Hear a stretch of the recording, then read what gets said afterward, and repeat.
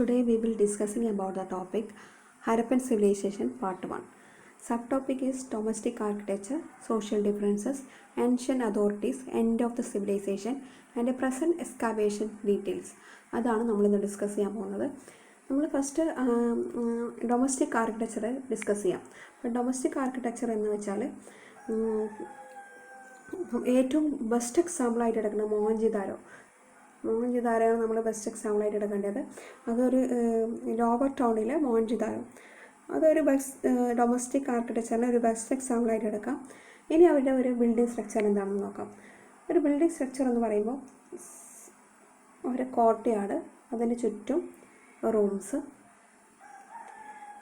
ഈ കോർട്ട്യാർഡ് അവർ യൂസ് ചെയ്തിരുന്നത് വീവിങ്സിനും കുക്കിംഗ് ചെയ്യാനൊക്കെ വേണ്ടിയിട്ടാണ്. ഒരു ഇമ്പോർട്ടൻറ്റ് ഫാക്ടർ എന്ന് വെച്ചാൽ ഇവർക്ക് ഒരു എൻട്രൻസ് ഉണ്ട്. ഈ എൻട്രൻസ് ഈ കോർട്ട്യാർഡിനെ വ്യൂ ചെയ്യുന്ന രീതിയിലായിരിക്കില്ല. അതാണ് ഒരു ഇമ്പോർട്ടൻറ്റ് ഫാക്ടർ എന്ന് പറയുന്നത്.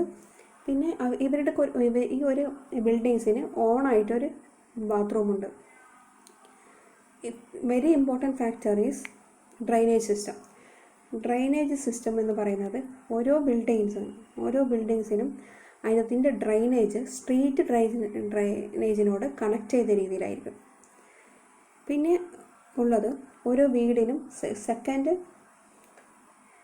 ലെവലുണ്ടെങ്കിൽ അതിനൊരു സ്റ്റെയർ കേസ് ഉണ്ട്. പിന്നെ ഗ്രേറ്റ് ബാത്ത് എന്ന് പറയുന്ന ഒരു റെക്റ്റാങ്കുലർ ഷേപ്പിലുള്ള ഒരു ഗ്രേറ്റ് ബാത്ത് ടാങ്ക്. ഇത് കോർട്ട്യാർഡിലാണ് കാണുന്നത്. ഇതിന് ഓരോ ഡയറക്ഷനിലും ഓരോ സൈഡിനും 4 കൊറിഡോർസ് ഉണ്ട്. 2 സ്റ്റെപ്സാണ് ഇതിനുള്ളത്. ഒന്ന് നോർത്ത് റീജിയനിലും ഒന്ന് സൗത്ത് റീജിയനിലും 2 സ്റ്റെപ്സ് ആണുള്ളത്. അപ്പോൾ നമ്മൾ മനസ്സിലാക്കേണ്ട ഒരു കാര്യം എന്താണെന്ന് വെച്ചാൽ ഇവിടെ റിച്വൽ ബാത്തിങ് ഒക്കെ നടന്നിരുന്നു എന്നുള്ളതാണ്. അപ്പോൾ അതൊരു സിസ്റ്റമായിരിക്കും, അവരുടെ ഒരു കൾച്ചറൽ സിസ്റ്റം. റിച്വൽ ബാത്തിങ് നടന്നിട്ടുണ്ടായിരുന്നു. ഇനി അടുത്തത് സോഷ്യൽ ഡിഫറൻസസിനെ കുറിച്ചാണ് നമ്മൾ പറയാൻ പോകുന്നത്. സോഷ്യൽ ഡിഫറൻസ് അന്ന് നിലനിന്നിരുന്നു. സോഷ്യൽ എക്കണോമിക്കൽ ഡിഫറൻസ് അന്ന് നിലനിന്നിട്ടുണ്ട് എന്നുള്ളതിനുള്ള ഒരു എക്സാമ്പിളാണ് ഈജിപ്തിലെ പിരമിഡ്സ് എന്ന് പറയുന്നത്.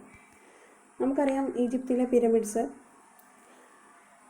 ബ്യൂരിയൽ സിസ്റ്റം, ബ്യൂരിയൽസാണ് ഒരു എക്സാമ്പിളായിട്ട് എടുക്കാൻ പറ്റുള്ളൂ. അതിന് ബ്യൂരിയൽ സിസ്റ്റത്തിൽ നോക്കിക്കഴിഞ്ഞാൽ enormous quantities of wealth was ബൂരിയഡാണ്. കുറേ അവർ ഈ ഒരു ഡെഡ് ബോഡി അടക്കം ചെയ്യുമ്പോൾ തന്നെ കൂടുതലായിട്ടും വെൽത്തും കൂടെ അടക്കം ചെയ്തിട്ടുണ്ട്. അപ്പോൾ നമുക്ക് മനസ്സിലാക്കാം അവിടെ ഒരു എക്കണോമിക്കലായിട്ട് ഒരു എക്കണോമിക്കലായിട്ട് ഒരു ഡിഫറൻസ് നിലനിന്നിട്ടുണ്ട്. പിന്നെ ബ്യൂരിയൽ പിറ്റ് നിർമ്മിക്കുന്ന രീതി അതൊക്കെ അത് ഡിഫറെൻറ്റ് മെറ്റീരിയൽസാണ് യൂസ് ചെയ്തിട്ടുള്ളത് അതിന് വേണ്ടിയിട്ട്. പിന്നെ ഗ്രേവ്സ്, ഈ പോട്ടറിയിലൊക്കെ ഓർണമെൻറ്റ്സ് അടക്കം ചെയ്യുന്ന ഒരു സിസ്റ്റം എന്ന് പറയുന്നത് സോഷ്യൽ ഡിഫറൻസസ് ആണ്. ആ ഒരു സിസ്റ്റം എന്ന് പറയുന്നത് അവരെന്താണെന്ന് വെച്ചാൽ അത് യൂസ്ഡ് ഫോർ ആഫ്റ്റർ ലൈഫ് എന്നാണ്. അത് അവർ ആഫ്റ്റർ ലൈഫിന് ശേഷം യൂസ് ചെയ്യുന്നു എന്നുള്ള ഒരു ബിലീവിനെസ് ആയിരിക്കും. അങ്ങനെ ഒരു വെൽത്തും കൂടെ അടക്കം ചെയ്തിരുന്ന ഒരു സിസ്റ്റം. അതാണ് പറയുന്നത് സോഷ്യൽ ഡിഫറൻസ് നിലനിന്നിരുന്നു എന്നുള്ളത്. നമുക്കൊരു ബെസ്റ്റ് എക്സാമ്പിളായിട്ട് തന്നെ ഈ ഒരു ഈജിപ്തിലെ പിരമിഡ്സ് റൈറ്റ് ചെയ്യാൻ കഴിയും. അപ്പം ഇപ്പോഴും എഴുതുമ്പോൾ സോഷ്യൽ ഡിഫറൻസ് ഒക്കെ എഴുതുമ്പോൾ ഒരു എവിഡൻസ് കൂടെ വെച്ചിട്ട് വേണം നമ്മൾ റൈറ്റ് ചെയ്യേണ്ടത്. നോക്കാം എന്തൊക്കെ ആർട്ടിഫാക്ട്സ്, യൂട്ടിലിറ്റേറിയൻ ആർട്ടും പിന്നെ ലൂക്സറി ആർട്സും നിലനിന്നിരുന്നുണ്ടായിരുന്നു ആ കാലഘട്ടത്തിൽ. അപ്പോൾ നമുക്കറിയാം ഈ ലോക്കൽ മെറ്റീരിയൽസ് കൊണ്ട് സാൻഡ്, സിലിക്ക മിക്സ്ഡ് ഒക്കെ മെറ്റീരിയൽസ് കൊണ്ടൊക്കെ യൂസ് ചെയ്തിട്ടുള്ള പോട്ട്സ്, പിന്നെ ടെറാക്കോട്ട മെറ്റീരിയൽ, അതൊക്കെ നമുക്ക് ഈ ഒരു ഹാരപ്പൻ സൈറ്റിലും മോഹൻജദാരോ സൈറ്റിലും കാണപ്പെടുന്നിട്ടുണ്ട്. പക്ഷേ ഒരു ഇമ്പോർട്ടൻറ്റ് ഫാക്ടർ വെച്ചാണെങ്കിൽ ഗോൾഡ് എന്ന് പറയുന്നത് പക്ഷേ റെയറായിരുന്നു. ഈ ഒരു എക്വിപ്മെൻറ്റ്സ് തന്നെ ലൂക്സറി ആയിട്ട് യൂസ് ചെയ്തിട്ടുണ്ട്, യൂട്ടിലിറ്റേറിയൻ പർപ്പസായിട്ടും ഇവർ യൂസ് ചെയ്തിട്ടുണ്ട് എന്നുള്ളത് വ്യക്തമായൊരു എവിഡൻസ് നമുക്ക് ലഭിച്ച് കഴിഞ്ഞിട്ടുള്ളതാണ്. ഇനി അടുത്തത് സീൽസ്. ഇവരുടെ കമ്മ്യൂണിക്കേഷൻസ് രീതിക്ക് സീൽസ് യൂസ് ചെയ്തിട്ടുണ്ട്. അപ്പോൾ ഒരു ഹൈഡിങ് കമ്മ്യൂണിക്കേഷൻസ് അവർ നടന്നിട്ടുണ്ടെന്നുള്ളത് നമുക്ക് മനസ്സിലാക്കാം. ഒരു കമ്മ്യൂണിക്കേഷൻ സിസ്റ്റത്തിന് ഒരു സീൽസാണ് യൂസ് ചെയ്തിട്ടുണ്ടായിരുന്നത്. പിന്നെ ട്രേഡ് സിസ്റ്റത്തിന് വെയിറ്റ് യൂസ് ചെയ്തു. ട്രേഡ് സിസ്റ്റത്തിന് അവർ യൂസ് ചെയ്തിട്ടുള്ള വെയിറ്റാണ്. ആ വെയിറ്റ് നിർമ്മിച്ചിരിക്കുന്നത് സ്റ്റോൺ കൊണ്ടാണ്. ആ സ്റ്റോണിൻ്റെ പേരാണ് ചേർട്ട്. ഇതൊക്കെ പ്രീവിയസ് എക്സാമിനൊക്കെ ചോദിക്കാനുള്ള ചാൻസ് ഉള്ള ക്വസ്റ്റ്യനാണ്. ചേർട്ട് എന്താണെന്നൊക്കെ. അന്ന് വെയിറ്റ് സിസ്റ്റം നിലനിന്നിരുന്നോ? പിന്നെ സീൽസ് നിലനിന്നിരുന്നോ? ഈ കമ്മ്യൂണിക്കേഷൻ സീൽസ് യൂസ് ചെയ്തിരുന്നോ? ഇതൊക്കെ ഒരു പോയിൻ്റായിട്ട് ഈ പ്രീലിമിനറി എക്സാമിനേഷനൊക്കെ ചോദിക്കുന്ന ഒരു ക്വസ്റ്റ്യൻസ് ആയിട്ട് നമുക്ക് പ്രതീക്ഷിക്കാം. പിന്നെ ഈ ഒരു വെയിറ്റ് സിസ്റ്റത്തിൽ തന്നെ ലോവർ ഡിനോമിനേഷൻ അവർ യൂസ് ചെയ്തിരുന്നത് ബൈനറിയാണ്. ഹയർ ഡിനോമിനേഷന് ഡെസിമലാണ് യൂസ് ചെയ്തിരുന്നത്. ഇതും ഇമ്പോർട്ടൻറ്റ് ഫാക്ടറാണ്. ഇനി നമ്മൾ ആൻഷ്യൻ അതോറിറ്റീസിനെ കുറിച്ചിട്ട് പഠിക്കാം. ആൻഷ്യൻ അതോറിറ്റീസ് ഇത് അത്ര തന്നെ എവിഡൻസ് ഇല്ലാത്ത ഒരു ഫാക്ടറാണ്. No evidence. പക്ഷേ അവരുടെ ബിൽഡിംഗ് സ്ട്രക്ചറിലൊക്കെ ഒരു പാലസ് രീതിയിലുള്ള ബിൽഡിംഗ് സ്ട്രക്ചർ, പിന്നെ സ്കൾപ്ചറൊക്കെ എടുത്ത് നോക്കിക്കഴിഞ്ഞാൽ ഒരു കിങ്സിൻ്റെ രീതിയിലുള്ള ഒരു സ്കൾപ്ചറൊക്കെ കാണുന്നുണ്ട്. പക്ഷേ some people are said there is no rulers എന്നൊക്കെയാണ് പറയുന്നത്. അപ്പോൾ ഈ ഒരു പോയിന്റ് എഴുതുമ്പോൾ നമ്മൾ ഈ ഒരു കാര്യം മാത്രമേ എഴുതാവുള്ളൂ. പക്ഷേ എവിഡൻസ് ഉണ്ടെങ്കിൽ മാത്രമേ നമ്മൾ ഒരു പോയിൻ്റായിട്ട് ഇത് എഴുതാവൂ. ഇനി എൻഡ് ഓഫ് ദ സിവിലൈസേഷൻ ഈ ഹാരപ്പൻ സിവിലൈസേഷൻ്റെ എൻഡ് എങ്ങനെയായിരുന്നു? 1800 BC ഈ കാലഘട്ടത്തിൽ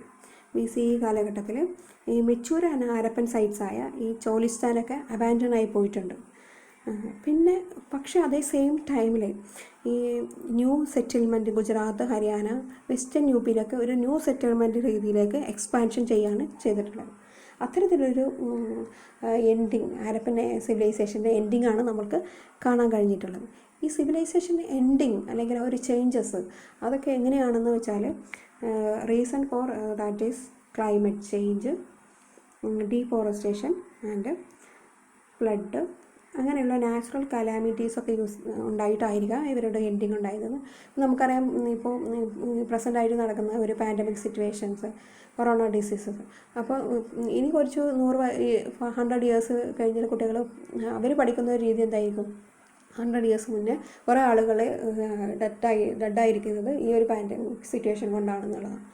അപ്പോൾ ആ ഒരു കാലഘട്ടത്തിലും ചിലപ്പോൾ ഒരു പാൻഡമിക് സിറ്റുവേഷൻസ്, ഡിസീസൊക്കെ ഉണ്ടായിരുന്നിരിക്കാം. അങ്ങനെ ആയിരിക്കും ഒരു പോപ്പുലേഷൻ എൻഡിങ് ഉണ്ടായിരുന്നത്.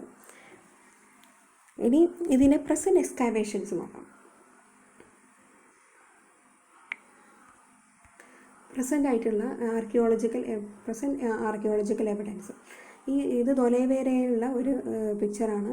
ഇതൊക്കെ പ്രസൻറ്റ് ആർക്കിയോളജിക്കൽ എവിഡൻസ് ആയിട്ട് നമ്മൾ എടുക്കുന്നതാണ്. പിന്നെ നോക്കിക്കഴിഞ്ഞാൽ ഇതിൻ്റെ ബ്യൂരിയൽ സിസ്റ്റംസ്, അതാണ് ഒരു സിമിത്തേരി, ഈ രാഗിയറിയുള്ള ഒരു സിമിത്തേരിയുടെ എവിഡൻസ് എടുത്തിട്ടാണ് ഈ ഒരു ഇത് എടുത്തിട്ടുള്ളത്. പിന്നെ തൊലവേരയിൽ, ലോതലിൽ ഇവിടെയൊക്കെ ഉണ്ടായിരുന്നിരുന്ന ട്രേഡിംഗ് സിസ്റ്റം, ഇതൊക്കെ പ്രസൻ്റായി നമ്മൾ ആർക്കിയോളജിക്കൽ എവിഡൻസ് ആയിട്ട് എടുക്കുന്നുണ്ട്. ഇപ്പോൾ നമുക്ക് നോക്കിയാൽ അറിയാം, ഏൻഷ്യൻ ഡി എൻ എ എടുത്തിട്ട് ഒരു ആർക്കിയോളജിക്കൽ എവിഡൻസിൻ്റെ ഒരു ഡീറ്റെയിൽസ് നമുക്ക് റിവീൽ ചെയ്തിട്ടുണ്ട്. ആ ഒരു ഏൻഷ്യൻ DNA എവിഡൻസിൻ്റെ എക്സ്പെരിമെൻറ്റ് എടുത്തിട്ട് ആർക്കിയോളജിസ്റ്റ് പറയുന്ന ഒരു കാര്യം എന്താണെന്ന് വെച്ചെങ്കിൽ Indus valley civilization linked to South Asian today. ഇന്ന് കാണുന്ന മോഡേൺ സൗത്ത് ഏഷ്യനെ ലിങ്ക് ചെയ്തിട്ടാണ് ഈ ഇൻഡസ് വാലി സിവിലൈസേഷൻ്റെ നമുക്ക് കമ്പയർ ചെയ്യാൻ പറ്റുന്നത്. അപ്പോൾ Indus valley civilization is linked to the modern South Asian today. ഈ ഒരു എവിഡൻസ് നമ്മൾ രാഗിഹറി എന്നുള്ള സിമിത്തേരി എടുത്തിട്ടുള്ള ഒരു എവിഡൻസാണ്. പിന്നെ ഇൻഡസ് വാലി സിവിലൈസേഷൻ്റെ ഫാമിംഗ് രീതി എന്ന് പറയുന്നത് ഇൻഡിപെൻഡൻ്റ് ആണ്.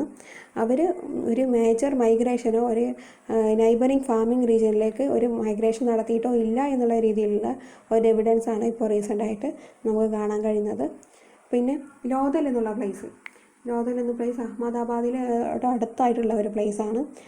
നമുക്കറിയാം ഇപ്പോഴും അഹമ്മദാബാദൊക്കെ ഒരു ഇൻഡസ്ട്രിയൽ പ്ലേസ് തന്നെയാണ്. ആ കാലഘട്ടത്തിൽ ലോതൽ കൂടുതലും ഗ്ലോബൽ മാരിടൈം സൈറ്റ്സ് ആയിട്ടാണ് മാരിടൈം സൈറ്റ്സ് തന്നെയായിട്ടാണ് യൂസ് ചെയ്തിട്ടുണ്ടായിരുന്നത്. ഇപ്പോഴും ഗ്ലോബൽ മാരിടൈം സൈറ്റ്സ് തന്നെയാണ് ഈ ലോതൽ എന്ന് പറയുന്ന പ്ലേസ്. പിന്നെ അത്ര തന്നെ റെസിഡൻഷ്യൽ ടൗൺ ആയിരുന്നില്ല, ഏകദേശം കൂടുതലും വെയർ ഹൗസസിന് പിന്നെ ഇൻഡസ്ട്രിയൽ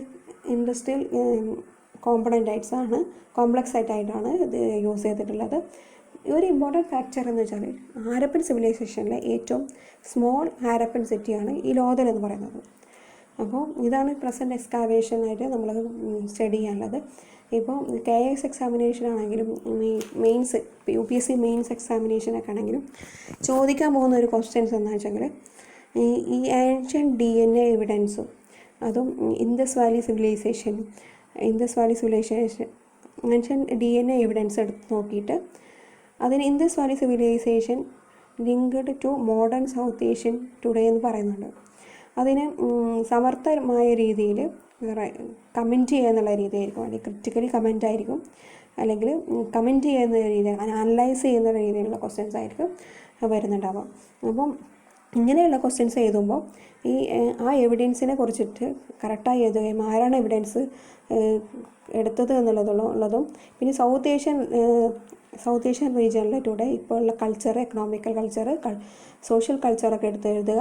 പിന്നെ അവരുടെ എഴുതിയിട്ട് അതേ ആൻഷ്യൻ ഹാരപ്പൻ സിവിലൈസേഷൻ്റെ കൾച്ചറും കാര്യങ്ങളൊക്കെ എഴുതുക. എന്നിട്ട് അതിൽ എവിടെയാണ് കമ്പാരിസൺ വരുന്നുള്ളത് കറക്റ്റായി എഴുതുക എന്നുള്ളതാണ്. അങ്ങനെയുള്ള റൈറ്റിംഗ് ആയിരിക്കണം നമ്മൾ KS മെയിൻസിനാണെങ്കിലും UPSC മെയിൻസിനാണെങ്കിലും എഴുതേണ്ടത്.